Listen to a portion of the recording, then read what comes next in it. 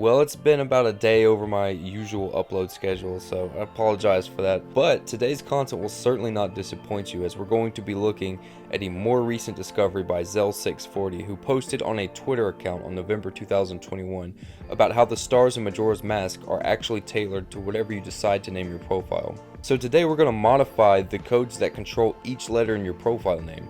We'll start with this first letter, and once we reach the end of the normal alphabet in Zelda, we start getting accented letters, which if you ever did a text edit of a Zelda game, then you're familiar with these letters. And basically, text editing is where you drop a Nintendo 64 ROM into a hex editor and find the certain dialogue from the game that you can just edit to whatever you feel like editing it to. This was actually the first form of hacking I ever came across, so that's going to make for a separate video. But with these accented letters, we'll now create a name full of them.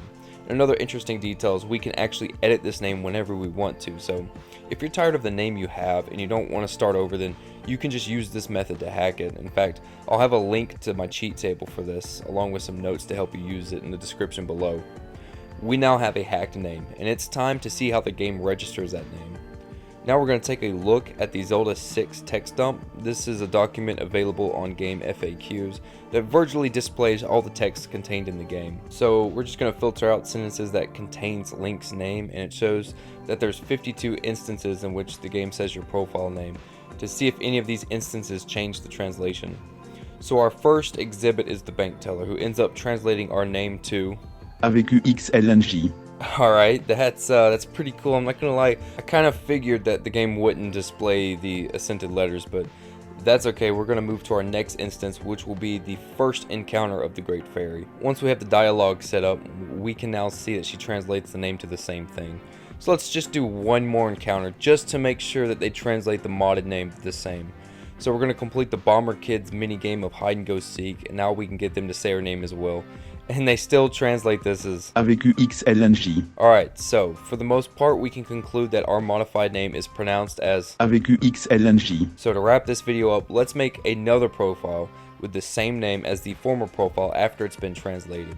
And then let's look at the stars at night to see if they're any different. Already there's an issue. The last letter of our translation cannot be entered at all as a letter for a profile name, even if we hack into accented characters. So for the new profile, we'll get as close as we can to the translated name, and then enter the same accented character that was used last on the original profile name. So now we have the original and a profile that is the closest I can get to the translated one.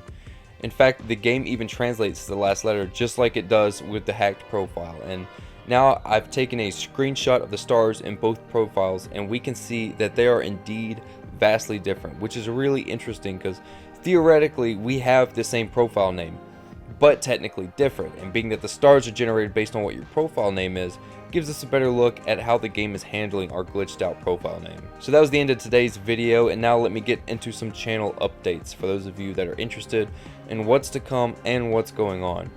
So we got a off-camera secrets video for Duke Nukem's 0 Hour that's about to be worked on pretty soon. We also have another Time Splitters Future Perfect video coming soon as well.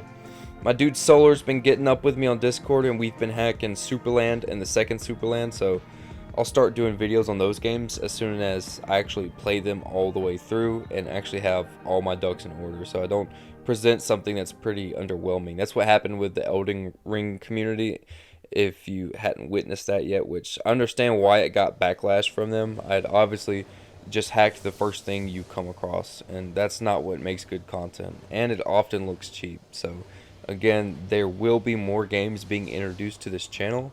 I just have to actually play them through all the way. Lastly, I'm going to be updating my subreddit, Game Over Discoveries. I've definitely underutilized it, and I'd even say neglected it, seeming how there's not much different content to find on there compared to just following me on Reddit. So I'm going to spend some time renovating that and actually dedicating original content to it. I've pretty much been following a 3 to 4 day upload schedule, and that's been working for me. It gives me time to research more content and gather more ideas for videos. So all in all, I'll be dedicating some time out of that upload schedule to also post original content on the subreddit and actually spruce it up a bit. Once I've got my own rhythm going with that, I'll start looking into starting a Discord for the channel. But with all this being said, stay safe and take it easy.